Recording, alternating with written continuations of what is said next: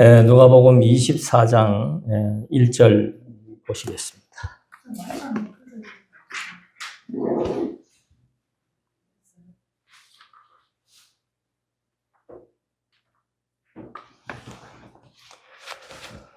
에, 24장 1절 안식 후 첫날 새벽에 이 여자들이 그 준비한 향품을 가지고 무덤에 가서 돌이 무덤에서 불려 옮겨진 것을 보고 들어가니 예수의 시체가 보이지 아니하더라.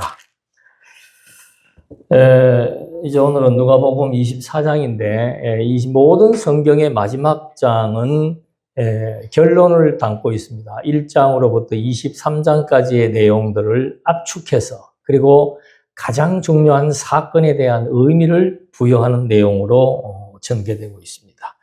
그래서 지금 여기 1절에 나와 있는 대로 안식 후 첫날 새벽에 여자들이 무덤에 갔는데 무덤에 안치된 그것도 돌로 만든 무덤 입구를 딱 봉쇄되어 있는 그런 무덤에 갔는데 돌이 옮겨져 있고 그 속에 예수께서 계시지 않는 이런 어마어마한 사건이 지금 발생을 한 겁니다.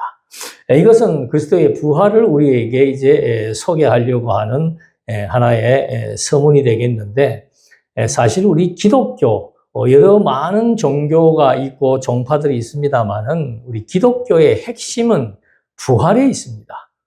그래서 그 부활이 가져다주는 그 의미, 이걸 정확하게 우리가 포착하고 이해하고 믿어질 때 성도들의 삶의 방향도 또 삶의 의미도 생활 방식도 변화되게 된다는 너무도 중요한 그 내용들을 이제 마지막 장에서 말하려고 합니다. 첫 번째 질문은 뭔가 하면 왜 예수님께서 안식 후 첫날에 부활을 했을까? 이 날에 대한 의미가 아주 의미심장합니다. 그러니까 6월절 첫날에 죽으시고 그리고 3일이 지나서 부활하신 이 날에 대한 의미는 무엇인가? 그리고 예수님께서 재림하실 때까지 그리스도의 부활을 증거하라고 제자들에게 당부하고 그 일을 위해서 성령이 강림한다고 약속을 했다. 근데 왜 미리 여기 그림을 그려놨습니다만은 예수님이 죽음, 부활, 승천하고 난 다음에 성령이 강림해서 이 성령이 다시 예수님께서 재림하실 때까지 바로 그리스도의 증인 그리고 하나님 나라의 복음이 전파되는 일을 이제 명령을 한 거예요. 왜 도대체 부활이 그리스도의 죽음과 부활이 이 세계 모든 민족에게 어떤 의미가 있길래 다시 오시는 기간을 정해놓고 그 기간 동안 이 사실을 증거하라고 했는지에 대한 이유가 무엇인지를 우리는 이제 한번 찾아봐야 될 것이고, 그 다음에 그 최후의 약속이 이제 성령으로 주어졌는데 이 성령을 통해서 이렇게 사역하시는 또 이유는 무엇인가? 이런 것들이 이제 오늘 본문의 중요한 하나의 요점으로 자리매김이 되고 있습니다. 그래서 지금 읽어드린 말씀대로 초대에 말씀한 것과 똑같이 안식 후 첫날 새벽에 이게 이 말의 의미는 뭔가 하면은 조금 우리가 요 예수님의 죽음과 부활에 대한 시점을 한번 정리해 볼 필요가 있습니다. 예수님께서 목요일 날 무슨 일 했습니까? 지금, 최후의 만찬. 그러니까 이 식사는, 목요일 날 하신 식사는 바로, 그리스도의 살과 피에 대한 의미를 전달하는 겁니다. 다시 말하면, 내가 오늘 이 떡과 포도주를 나누는 이것은 내가 죽음에서 부활할 것에 대한 하나의 예고적인 성격을 띠고 목요일 날 그러니까 6월절 전날이지요. 목요일 날 저녁 식사를 하면서 이제 그리스도의 살과 피에 대한 의미를 증거해 준 겁니다. 그 다음에 이제 금요일 날, 요 금요일 날은 좀 세분화시키면은, 금요일 날 오전 9시에, 이건 우리 현대 시간입니다. 오전 9시에 십자가에 달리십니다. 그리고 오후 3시에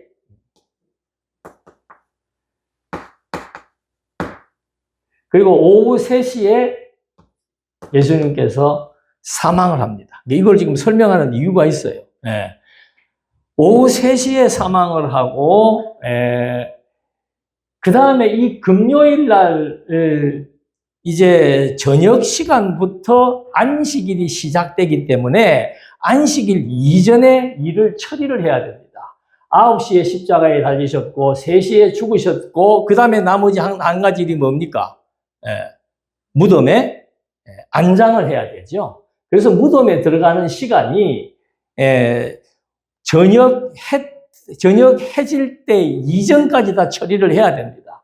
그래서 요거는 뭐 시간적으로 보면은 한 3시에서 한 5시 사이라고 추정은 할 수 있습니다. 그래서 첫날, 6월절이 시작되는 요 기간이 전부 6월절의 기간입니다. 6월절에 시작되는 14일 첫날 예수님께서 돌아가신 거예요. 근데 이때 이 12시요 3시에 운명했는데 12시부터 3시 사이에 무슨 일이 발생했는가 하면 본문에도 나오고 마가복음에도 자세히 나오는데 온 땅이 다 어두워졌다 그랬습니다. 그러니까 대낮이에요. 12시부터 3시까지는 가장 해가 밝을 때고 중천에 떠 있을 그때에 온 땅이 다 어두워져 있었고 성전에서는 제사를 집례하고 있을 때입니다. 그 시간에 또 성전의 휘장이 갈라져 버리는 역사가 그리스도의 죽음과 관련된 전후의 상황들입니다. 그리고 예수의 시신을 요셉이 받아가지고 3시에서 5시경 안식일이 시작되기 전에 이미 무덤에다가 안치해 놓는, 그래서 금요일 6월절이 시작되는 첫날 금요일 이날 이제 이 3가지 일이 발생을 한 거죠. 그러니까 금요일 날 저녁부터 토요일, 그리고 토요일이 있고 일요일 날 동트기 전까지, 그때까지가 이제 이게 안식일입니다. 금요일 저녁부터 일요일 동트기 전까지가 안식일이에요. 근데 예수님은 언제 부활한 겁니까? 안식일이 지난 동틀 무렵, 그때 이제 예수님께서 요 일요일을 기점으로 요거는 이제 안식일이죠. 금요일 저녁부터 일요일 새벽까지가 안식일입니다. 그래서 6월절 시작하는 날 돌아가시고 3일 동안 안식을 하신 겁니다. 그리고 일요일 날 새벽 동틀 무렵에 안식 후 요 첫날 이제 예수님께서 부활을 하셨다. 이게 이제 우리는 오늘날로 이 날을 이제 주일이다, 주의 날이다, 예수님의 부활한 날을 의미해서 주의 날이다라고 얘기를 하는 거죠. 그래서 이 안식일과 이 6월절과 요 안식일은 도대체 어떤 의미가 있는가? 여기에 해당되는 겁니다. 예수의 죽음과 부활이 6월절과 안식일을 통해서 전개되었는데 이게 도대체 오늘 우리들에게 어떤 의미가 있는가? 그리스도의 죽음이라고 하는 것은 이제 완전히 구약 성경에서 언약한 죽음입니다. 그래서 예수님께서도 누가복음 24장 44절에 모세의 율법과 시와 선지가 나를 가리켜 말하고 있는데 그 말하고 있는 모든 것이 이루어져야 할 것이다라고 했을 때 구약 성경이 가리켜 말하고 있는 그리스도를 통해서 가리키고 있는 핵심은 뭔가? 그리스도의 죽음과 부활이라 이 말입니다. 그래서 그 그리스도의 죽음이 왜 6월절과 안식일을 통해서 증거가 되었는가? 6월절은 어떤 날입니까? 6월절은. 그래서 지난 시간에 말씀을 드렸죠. 그래서 이거를 이제 구속 사역의 완성, 구속 사역의 성취적 의미를 가지고 있는 게 유월절과 안식일이다. 다시 말해서 구속 사역이 완성되었다라고 하는 것은 유월절 어린 양의 죽음이 가지고 있는 의미와 같은 거예요. 유월절 어린 양의 피는 이스라엘 백성들을 죽음으로부터 속량해서 그들의 죄를 속죄하고 그 속죄를 어린 양이 대신해서 이스라엘 백성들을 죽음으로부터 구속하신 이 구약의 유월절의 의미를 이제 예수님이 죽음을 통해서 완벽하게 성취하고 완성하신 것이다. 이게 유월절날 죽으셔야 되는 신학적 의미를 설명하는 겁니다.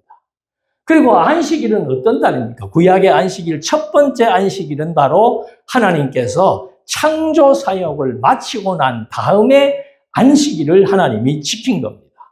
그 말의 의미처럼 예수님께서도 이 구속 사역을 완성하고 성취하고 난 다음 안식일을 완수하시고, 즉 안식일이라고 하는 것은 창조 사역을 마치고 그 창조 사역을 기억하게 하기 위한 의미가 주어졌다면, 그리스도께서 안식일날 돌아가신 것은 바로 구속 사역을 다 마치시고 그 마치신 구속 사역을 이제 통해서 자기 백성들에게 자유와 진정한 안식을 누리게 하기 위한 그런 신학적 의미가 죽음을 통한 유월절과 안식일 속에 담겨져 있었다는 거죠. 그래서 여기 지금 유월절이라고 하는 이스라엘의 절기에 예수님이 예루살렘으로 내려가서 그 전날 밤에 제자들하고 마지막 만찬을 하면서 당신의 죽음과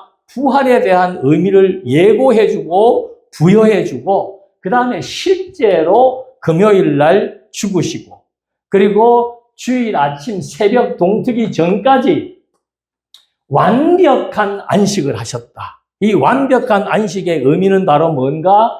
유월절이 가지고 있는 구속의 사역을 완전히 이루시고 쉬셨다는 것. 또 한 가지는 완전한 죽음을 의미합니다. 그러니까 예수님의 죽음은 모든 사람은 죽습니다. 그런데 예수님의 죽음이 왜 이렇게 역사의 중심에 소개되고 있는가?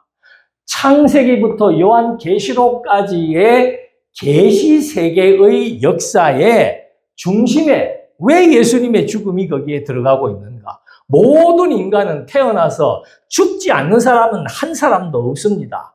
다 육체의 생명은 기한이 정해져 있어서 다 죽게 되어 있는데, 예수님의 죽음은 우리의 죽음과 왜 다른가? 예수님의 죽음은 어떤 의미입니까? 의인이 죄인으로 딱 지명되고 심판을 받아서 처형되심으로 말미암아 온 인류의 죄를 속량하고 속죄하고 대속하고 구속하는 그런 사역의 완성의 의미가 그리스도의 죽음 속에 담겨져 있다 이 말입니다. 우리의 죽음은 그렇지 않습니다. 내 인생에 왔다가 가고 그 사람이 어떤 일을 하다가 갔다는 정도로 끝나지만, 예수의 죽음은 온 인류에게 영향을 미치는 죽음이다. 어떤 영향? 죄로부터, 모든 인간은 죄인인데 죄로부터 속량, 속죄, 대속, 구속의 완성을 통해서 이제는 자기 백성들을 의인으로 심판하고 판단하고 규정해주는 그런 의미가 그리스도의 죽음 속에 담겨져 있다. 또 한 가지는 뭔가? 모든 인간은 죽음으로 끝납니다. 그런데 그리스도는 죽은 다음에 안식 후 첫날 부활하심으로 말미암아 새로운 지평을 여신 거예요. 그래서 이 부활의 역사는 어떤 역사인가? 여기 이제 분기점이에요.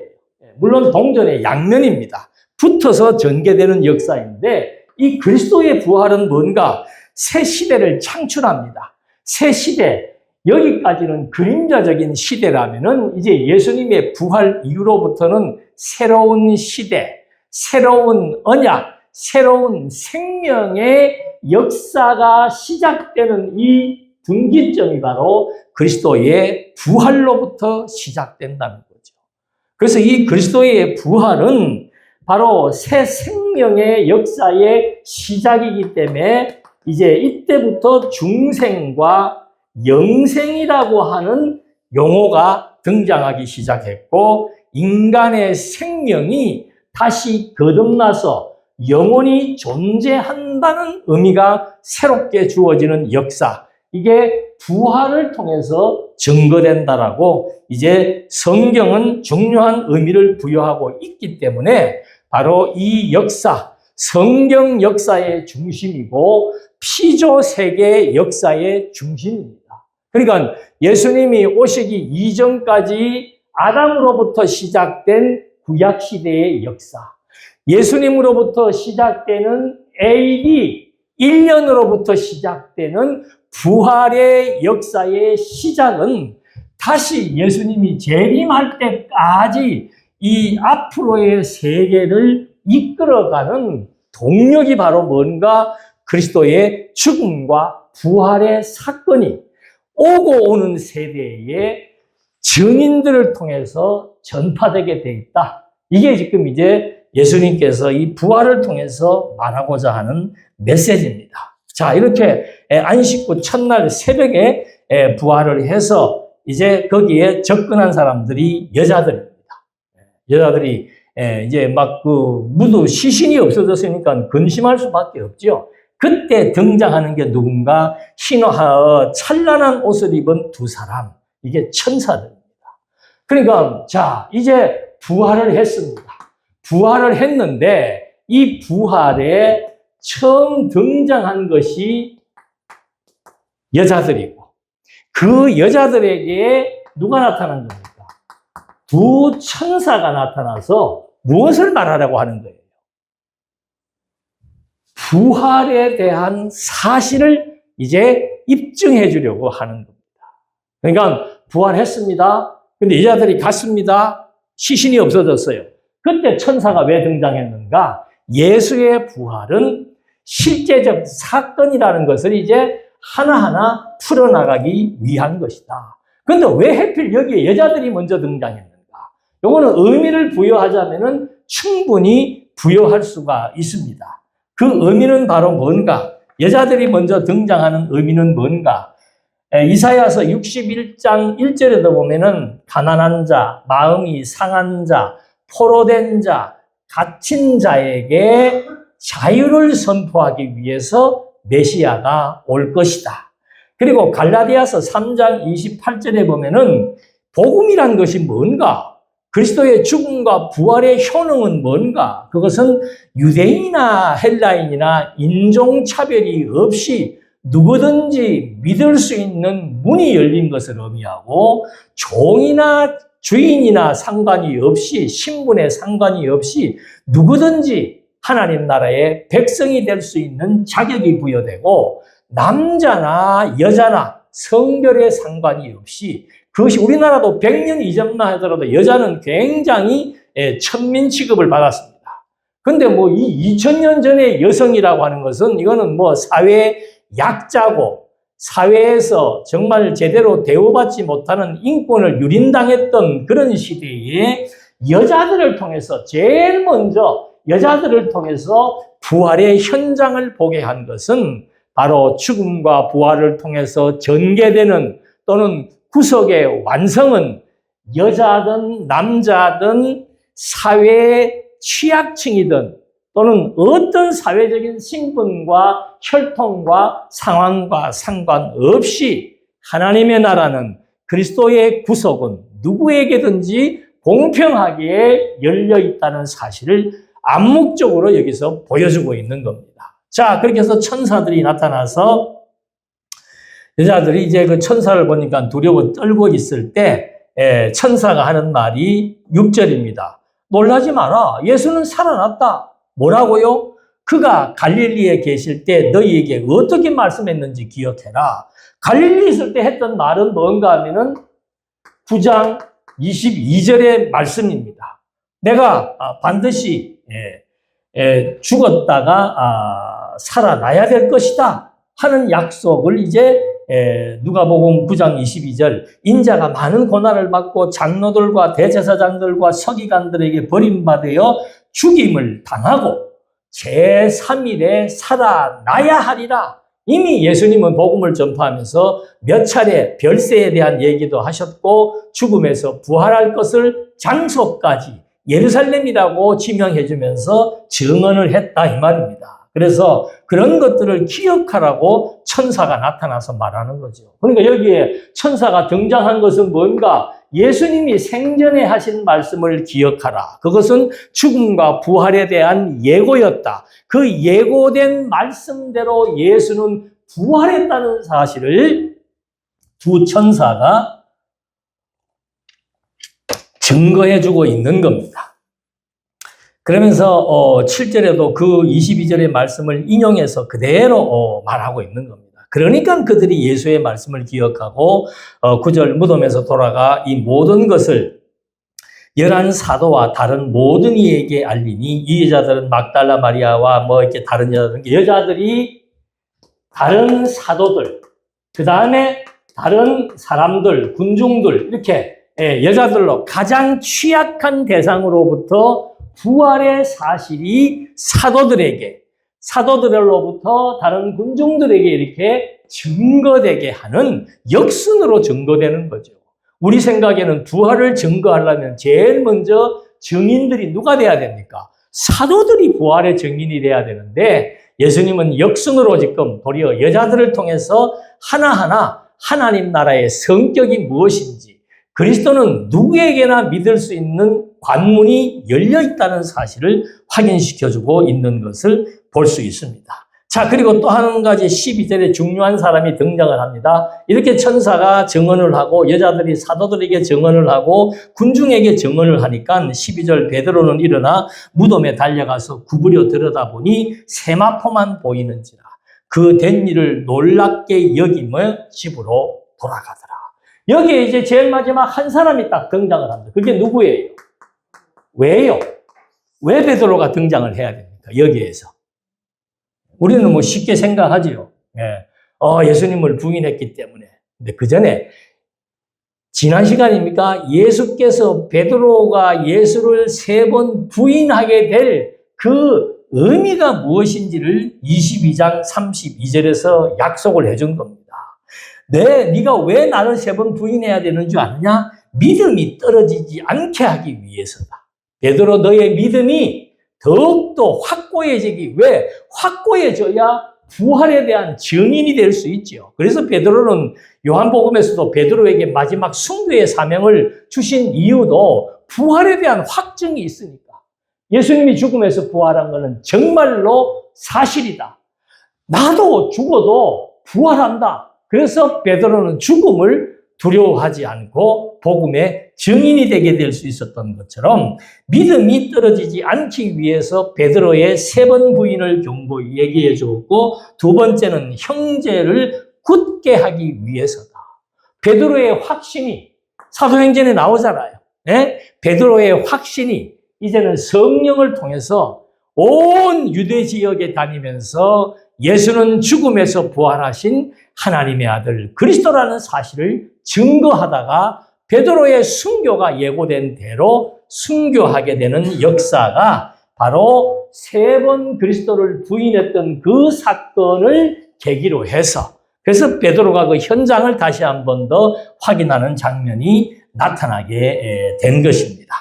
그 다음에 이제 13절로부터는 부활에 대한 이제 증거가 하나하나 이제 설명되게 되는데 13절에 이때는 이제 예수님이 직접 부활에 대한 증거를 합니다. 엠마오라 가는 도상에 사람들이 이제 몇이가 예루살렘에서 떨어진 엠마오 25리 떨어진 엠마오로 가는 도중에 사람들이 이 역사, 이 사건에 대해서 얘기하는 거죠.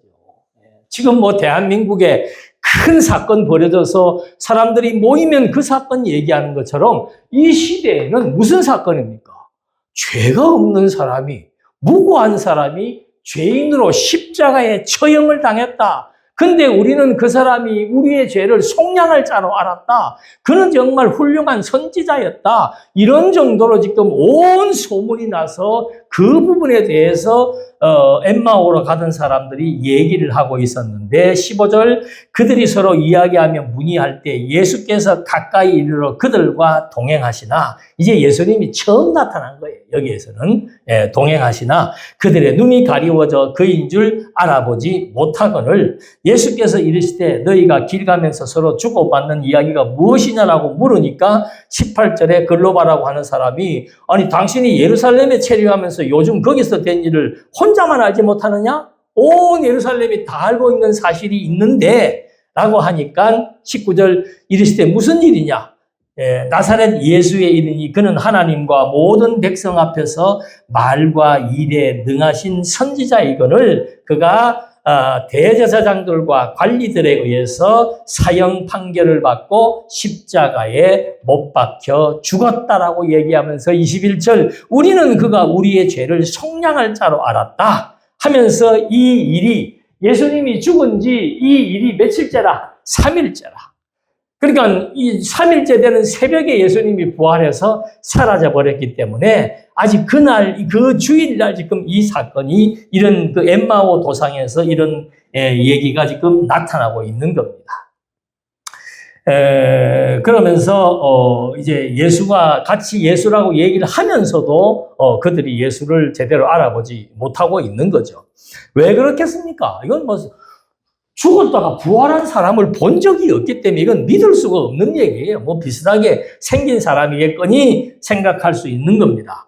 25절 예수님께서 이르시되 그렇게 생각하고 있으니까 미련하고 선지자들이 말한 모든 것을 마음에 더디 믿는 자들이 선지자들이 무슨 얘기한 겁니까? 구약의 시와 선지가 구약의 율법과 시와 선지자들이 예수의 죽음과 부활에 대해서 지금 다 예언하고 증거했다는 말을 하는 겁니다. 그런 말을 너희들은 지금 도리어 더디 믿고 있다. 26절 그리스도가 이런 고난을 받고 자기의 영광에 들어가야 할 것이 아니냐. 그러니까 선지자들의 예언대로 예수님은 죽으셨다가 3일 만에 영광에 들어간다는 건 부활한다는 거죠. 부활한다는 것은 이미 성경에 약속하고 예언된 얘기다. 그거 지금 내가 그대로 이루었는데 너희들이 그걸 알지 못하느냐 하시면서 증거를 다시 한번 27절에 대주고 있는 겁니다. 그러니까 의심하는 사람들에게 예수님께서 그 의심을 풀어주는 방법이 뭔가 구약 성경의 근거를 제시하는 겁니다. 모세와 모든 선지자의 글로 시작하여 모든 성경에 쓴 바 자기에 관한 것을 자세히 설명하십니다. 그러니까 예수님께서 부활을 입증하는 첫 번째 방식은 뭔가? 성경이에요. 성경. 천사는 나타나서 얘기를 해주고 9장 22절에 예수님이 하신 말씀을 생각나게 해주었다면은 예수께서는 바로 구약 성경을 인용해서 성경에 지금 이렇게 유대인들에게 있어서의 구약 성경은 이거는 뭐 생명줄과 같습니다. 성경이다 그러면 할 말이 없는 거예요. 그거를 다시 인용하면서 내가 이렇게 구약 성경에 대한 자세한 설명의 핵심은 뭔가 그리스도의 죽음과 부활이라는 것을 여기서 첫 번째로 말해주고 있는 겁니다. 그들이 가는 마을에 가까이 가면 이제 예수는 다른 데로 가려고 하니까 그 사람들이 같이 가자고 강권을 합니다. 그러면서 30절에 그들과 함께 음식 잡수실 때에 떡을 가지사 축사하시고 떼어 그들에게 주시니 그들의 눈이 밝아져 그인 줄 알아보더니 예수는 그들에게 보이지 아니하시는지라. 그러니까 여기서 같이 이제 부활한 다음에 성경으로 하고 그 다음에 예수의 증명 방법은 뭔가 같이 음식을 먹고 그들에게 보여주셨다 이 말입니다. 그래서 좀 볼만한데 사라져버리는 거예요. 귀신이 고칼 노릇이죠. 그러니까 보이지 않더라. 32절 그들이 서로 말하되 길에서 우리에게 말씀하시고 우리에게 성경을 풀어주실 때 우리 속에서 마음이 뜨겁지 아니하더냐 하고 곧 그때로 일어나 예루살렘에 돌아가 보니 11 제자 및 그들과 함께한 자들이 모여 있어 말하기를 주께서 과연 살아나시고 시몬에게 보이셨다 하는지라. 그러니까 이 두 사람 중에 한 사람은 시몬이라고 할 수 있는 거죠. 네. 그러니까 두 사람, 엠마오의 두 사람이 일단 순간이지만 부활하신 예수와 함께 식사를 하고 얼굴을 봤다 이 말이에요. 근데 그것도 잠깐 지나가 버리니까 의심이 될 수밖에 없지요. 그런데 35절 두 사람도 길에서 된 일과 예수께서 떡을 떼심으로 자기들에게 알려지신 것을 말하더라. 떡을 떼시면서 알려진 게 뭐예요? 율법과 시와 선지자가 나에 대해서 예언하고 있다. 그 예언의 내용은 내가 성경대로 죽고 성경대로 부활할 것이다. 그래서 고린도서에서 사도 바울도 예수의 죽음에 대한 부활에 대한 증거를 할 때 그는 성경대로 죽고 성경대로 부활했다고 얘기하는 거죠. 하나님의 말씀인 성경은 절대적인 근거가 되는 거예요.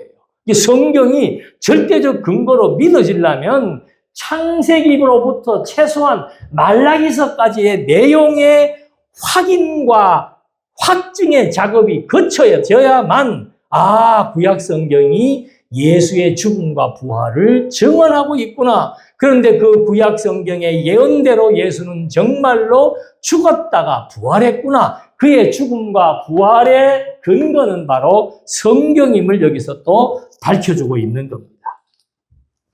자, 이렇게 하면서 36절 이 말을 할 때 예수께서 친히 그들 가운데 서서 이르시되 너희에게 평강이 있을지어다.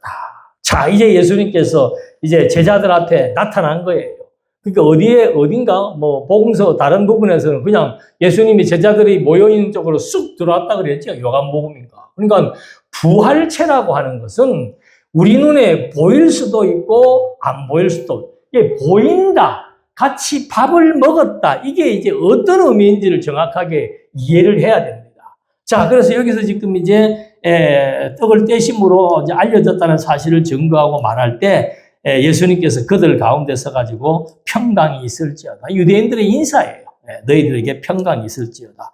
37절 그들이 놀라고 무서워하여 그 보는 것을 영으로 생각합니다. 귀신 아니야? 예수님께서 갑자기 문을 뚫고 들어오셔가지고는 평강할지어다고 하고 보니까 예수님의 얼굴이 맞기는 맞는데 이게 도대체 정말 죽음에서 부활하신 예수인지 아니면 귀신인지 알 수가 없다는 거예요. 예수께서 이르시되 어찌하여 두려워하며 어찌하여 마음에 의심이 일어나느냐. 자, 제자들이 이렇게 직접 나타나서 또 설명을 하는데 또 의심을 하니까 그 다음에는 당신이 부활하기 전의 흔적을 보여주는 겁니다.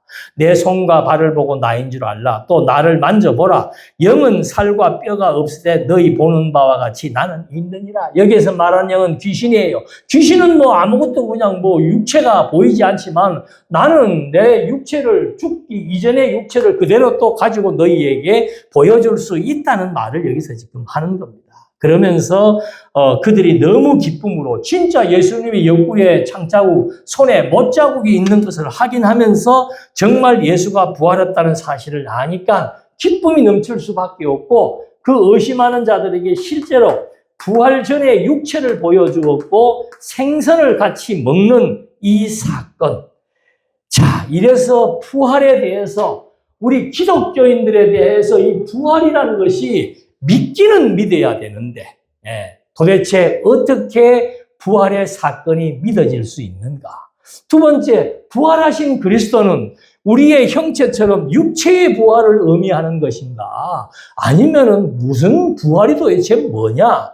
그래서 가장 모호하게 해석하는 부류들은 바로 자유주의 신학자들의 입장에서는 이때 이것은 하도 그리스도인들이 신흥 종교로 발흥한 기독교가 그 신자들이 예수가 살아생전 계속 나는 부활한다라고 얘기를 했기 때문에 너무도 부활을 간절히 고대하고 있었다. 라고 하는 의미로서의 부활을, 신념으로서의 부활을 가리키고, 예수의 부활은 그러면 오늘날 우리에게 그 시대 그 신도들은 정말로 예수에게 집중해서 살았기 때문에 그들의 예수가 부활하기를 간절히 바랐던 그 신념이라고 얘기하고 있고, 그것이 오늘날에 있어서는 예수가 죽음에서 부활한 것처럼 오늘 가난한 자, 억눌린 자, 핍박받는 자들이 그런 억압의 모든 틀로부터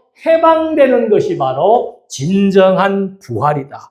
그래서 여기에서 해방신학이라고 하는 것이 나타나게 된다 이 말이에요. 그러니까 부활은 역사적 사실이 아닌 거예요. 자, 그리고 또 한 가지 부류는 뭔가, 예수님이 부활할 때 옆구리에 구멍 난 거, 손에 못자국 난 거 다 보여주지 않느냐. 그러니까 부활이라고 하는 것은 예수께서 육체를 보여준 것처럼 부활이라고 하는 것은 육체의 부활을 의미한다라고 또 가리키고 있는 사람들이 많다는 거죠. 그래서 제가 한 번씩 예를 들잖아요. 그러면 내가 교통사고로 죽었다. 안 그러면 나를 화장했다. 그럼 부활할 때 어떻게 됩니까? 뼈가루만 날아다닙니까, 그러면? 어떤 사람은 사고 났을 때 다리 하나 절단되면 다리 하나 없는 상태로 부활합니까? 그게 아니죠. 그래서 여기에서 나타난 예수님의 육체로 보여준 것은 증명해 주는 거예요. 의심하는 자들에게 예수의 부활을 증명해 주기 위해서 죽기 전의 모습을 그대로 보여준 것이지, 실제의 성경이 말하는 사도 바울이 증언하고 있는 부활의 몸은 무슨 몸입니까? 신령한 몸이에요. 육체의 몸으로 부활하는 게 아니고 신령한 몸으로 부활한다고 고린도전서 15장에 소개가 되고 있는 거죠. 그 신령한 몸은 뭐예요? 썩지 않는 몸입니다. 그 신령한 몸은 강한 몸이고 영광스러운 몸이에요.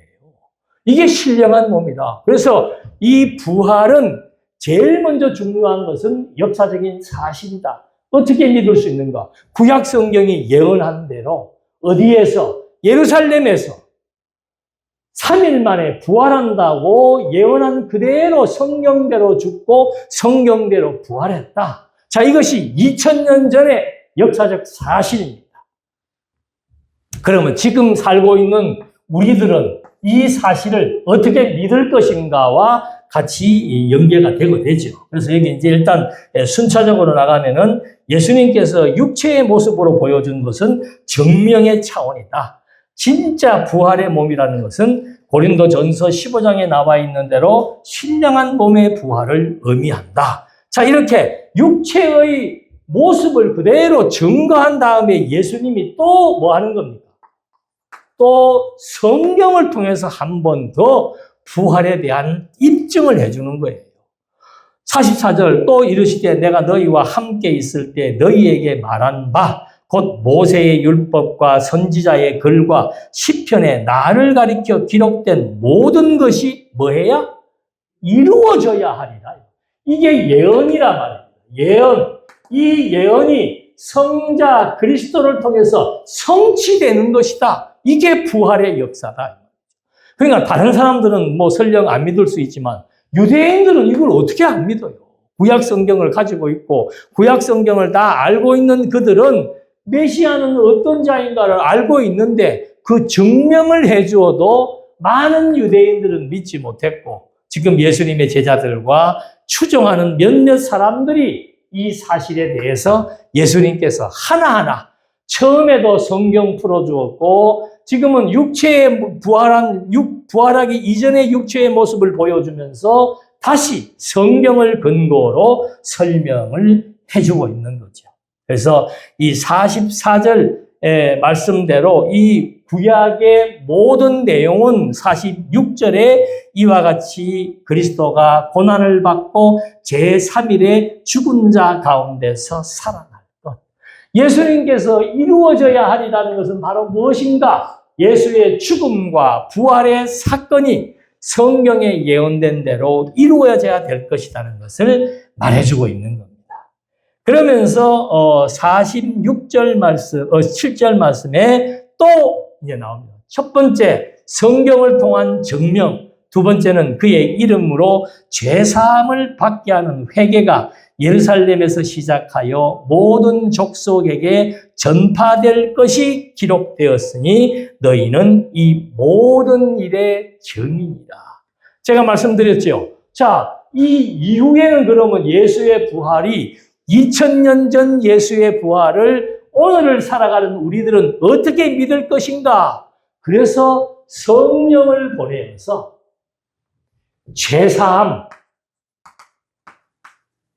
죄사함의 회개가 예루살렘으로부터 시작해서 유대와 사마리아와 어디까지? 땅끝까지 또는 모든 족속에게 세상 끝날까지 예수의 죽음과 부활은 증거된다고 약속을 한 거예요. 자, 여러분 이제 역으로 보십시다. 오늘 이 시간에 성경을 통해서 그리스도의 죽음과 부활이 선포된다는 것은 2000년 전에 예언하시고 약속하신 그리스도의 약속에 근거한 성령의 역사이며 그리스도의 사역은 바로 창세 전부터 작정하신 하나님 성부 하나님의 작정을 성자 그리스도가 완성하고 성취해서 성령께서 작정대로 성취한 죽음과 부활의 사역이 성령으로 말미암아 세상 끝날까지 땅 끝까지 그리스도가 오실 때까지 하나님의 복음의 말씀이 증인들에 의해 전파되어 무엇이 곳곳마다 교회가 세워진다는 역사, 이것이 지금 바로 죽음과 부활, 2000년 전 죽음과 부활에 대한 현재적 증명의 방식이라 이 말이에요. 어떻게 믿을 수 있는가? 첫째는 구약 성경이 말하고 있다. 둘째는 구약 성경의 말대로 예수님이 죽음에서 부활했다. 부활하신 그리스도의 약속이 승천하신 그리스도가 지금도 존재하지 않는다면은 이 약속은 계속해서 증거될 수가 없는 거예요. 100년, 200년 가다가 사라진단 말입니다. 예? 근데 어떻게 눈에 보이지도 않는데, 예수는 눈에 보이지도 않고, 성령도 눈에 보이지도 않는데, 왜 예수의 죽음과 부활의 역사가 2000년의 세월이 지나면서도 꺾이지 않고 지금 대한민국 땅을 중심으로 해서 또 세계를 향해서 복음이 전파되고 있느냐 이 말입니다. 이거는 우리는 어떤 한 종교인으로서 내가 믿는 종교를 전해야 되겠다 이런 차원이 아니에요. 그리스도의 복음이 전파된다라고 하는 것은 그리스도의 죽음과 부활에 대한 역사적 사실을 의미하는 것이고 이 역사적 사실은 2000년 전 죽음과 부활을 통해서 증명된 하나님 아들 그리스도께서 하나님 나라의 사역을 구속의 사역을 완성했다는 사실을 입증해 주는 것이고 이 입증된 사실은 창세 전부터 성부 하나님께서 계획하셨던 에베소서 1장 3절로 7절 말씀의 내용이 지금 그리스도를 통해서 완성되고 성취되고 그 성취된 내용이 성령을 통해서 지금도 끊임없이 증거되고 있다라고 합니다. 그래서 이 피조세계 역사의 가장 중요한 사건은 죽음과 부활입니다. 이 죽음과 부활은 창세 전부터 세워놓은 하나님의 궁극적 목표이며 작정이고 이것이 창세기로부터 말라기에 이르기까지의 모든 역사를 통해서 증거되고 증명되고 있었고 예수님이 실제로 죽음에서 부활한 이후의 역사도 지금 2000년이 지난 지금도 끊임없이 이 역사적 사실이 증거되고 있다라고 합니다. 조금 더 보십시다. 자, 이렇게 해서 너희가 모든 일의 증인이라는 말을 해주는 겁니다.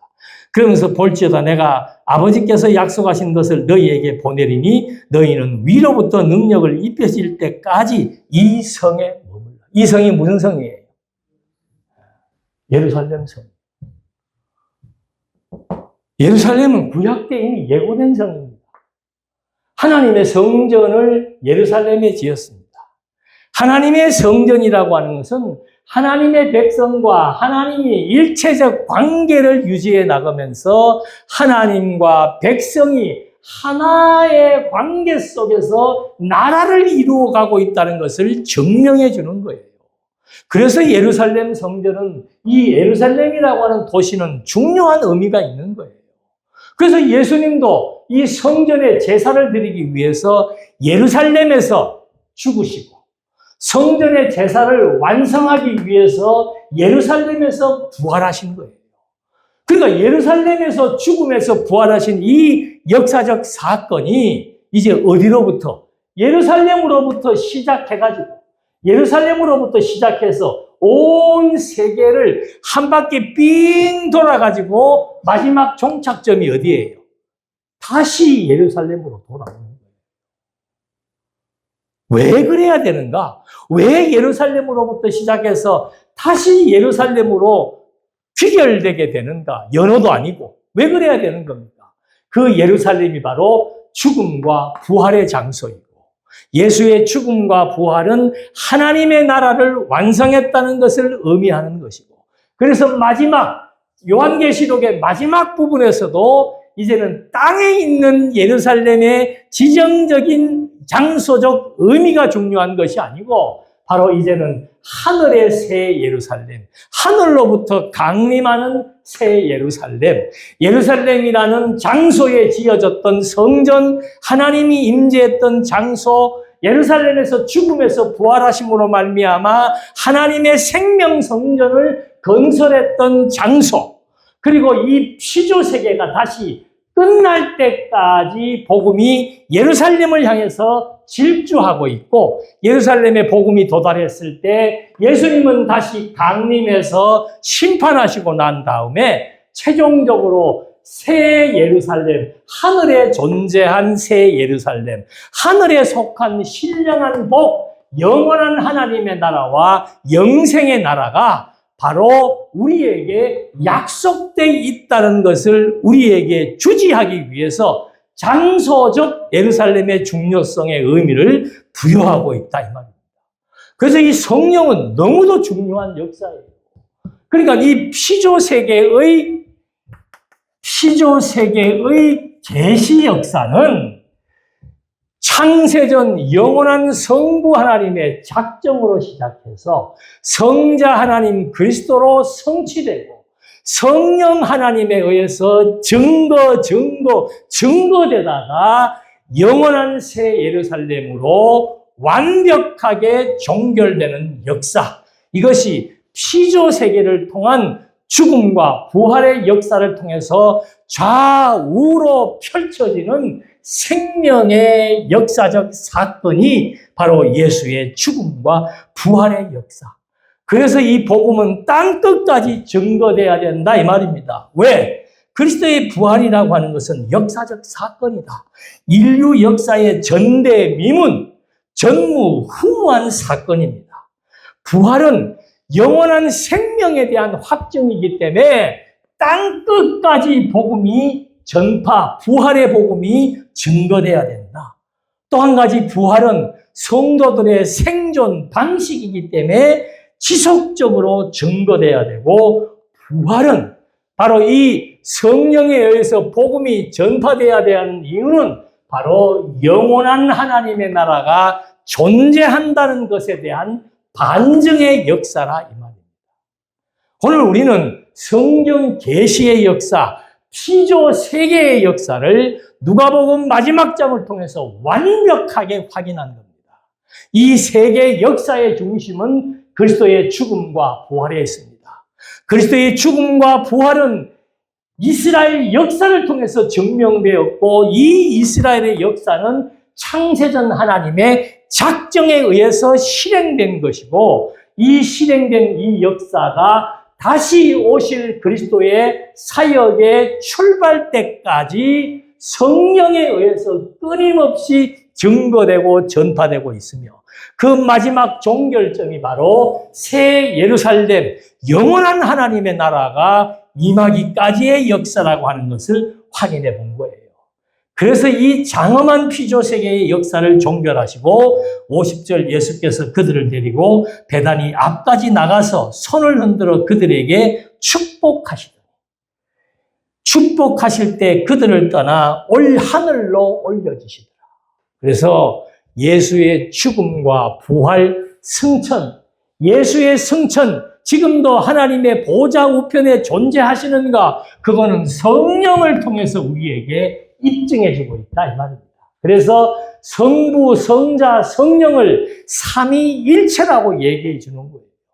모든 성부의 작정과 성자의 성취와 성령의 증명의 역사는 피조세계의 시간이 끝날 때까지 주어진다는 사실. 그렇게 그들에게 예루살렘에 성령이 임할 것을 약속하고 승천하니까 그들이 그에게 경배하고 큰 기쁨으로 예루살렘에 돌아가 늘 성전에서 하나님을 찬송하더라. 그러니까 인간에게 주어지는 궁극적인 소망이 바로 뭔가? 모든 인간은 아니죠. 하나님 백성들에게 주어지는 궁극적인 소망은 바로 뭔가? 그리스도의 약속이 이루어져서 정말 죽음과 부활의 사건을 통해서 우리에게 영원한 생명이 주어졌고 영원한 하나님의 나라가 존재한다는 사실, 이것이 새 언약의 역사이며 새 시대의 출발이고 새 역사의 시작이라는 사실을 우리는 누가복음 24장을 통해서 확인했고 오늘 성령의 역사로 말미암아 복음이 전파되고 있고 하나님의 교회가 지상 위에 존재하고 있다는 사실을 통해서 과거의 작정과 성취, 성부의 작정과 성자의 성취 사역이 역사적 사실이 맞다는 것을 다시 한번 확인하고 이 사실이 믿어진다면은 이제는 이 인류의 역사가 예루살렘으로부터 시작해서 예루살렘으로 끝나는 것처럼 바로 이 예루살렘은 영원한 예루살렘에 대한 계시요 모형이라는 것을 또 한번 우리에게 확인시켜주는 너무너무 중요한 역사인 것을 한 번 더 확인해 본 겁니다. 하나님은 살아계십니다. 하나님의 약속은 그리스도를 통해서 이루어졌습니다. 그리스도의 약속은 성령을 통해서 지금도 진행형으로 이루어져 가고 있고 이루어질 것입니다. 그러므로 하나님의 나라는 존재하고 신령한 몸의 부활도 반드시 보장된 하나님의 약속이라는 사실을 다시 한번 확인해 보면서 힘들고 어려운 피조 세계에 내가 존재해야 되는 이유는 나는 무엇을 목적으로 목표로 하며 살아갈 것인가? 이것은 오늘 주어진 이 내용을 통해서 여러분 우리 모두가 마음에 다시 한번 다짐해 보면 나는 무엇을 위해서 어떻게 살 것인 것을 각자의 신앙 양심 따라 규정해 보면서 정말 의미 있고 활기찬 그리스도인으로서의 삶이 우리 모두에게 주어지기를 다시 한번 당부드리겠습니다. 기도하시겠습니다. 살아계신 하나님 아버지, 하나님의 살아계심이 오늘 우리는 복음이 전파되고 교회가 존재한다는 사실을 통해서 역으로 다시 한번 입증해 봅니다. 영원부터 존재하신 성부 하나님의 계획은 성자 그리스도를 통해서 완벽하게 성취되었고 성취된 그리스도의 약속은 성령을 통해서 땅끝까지 증거되고 세상 끝날까지 증명된다는 사실을 또 한 번 확인해 보면서 이 역사의 중심에 오늘 내가 존재한다라고 하는 것. 하나님 계시 역사의 중심에 교회가 있다는 것. 그래서 나는 바로 이 교회의 신부가 된 교회라고 하는 사실 앞에 나의 정체성과 내가 존재해야 되는 이유를 다시 한번 확인하게 되었습니다. 성령께서 우리의 생각과 마음을 조율하시고 주장해 주셔서 늘 하나님 중심의 삶을 살아갈 수 있도록 인도해 주시옵소서. 예수님의 이름으로 기도드립니다. 아멘.